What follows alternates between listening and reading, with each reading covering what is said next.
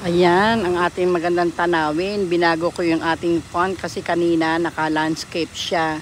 Ginawa natin ngayon portrait. Ayan. Yan ang aming falls dito sa Birmingham, Alabama. Not really falls, it's a fountain. Sa may tabi ng kalsada. Ayan, ito lang. Sa Birmingham, Alabama tayo, USA. Tingnan ninyo ang aming fountain. Wala nang hihigit pa sa kagandahan ng fountain ng Dubai kaysa sa fountain ng Amerika. Walang binatbat ang Amerika sa Dubai. Pero maganda na rin kahit na ganyan, maliit lang siya. At least meron. Marami rin sasakyan, umiikot dito. Ayan. Basta may kalsada ako. Pero ito talaga laging tumatawag sa akin ng pansin.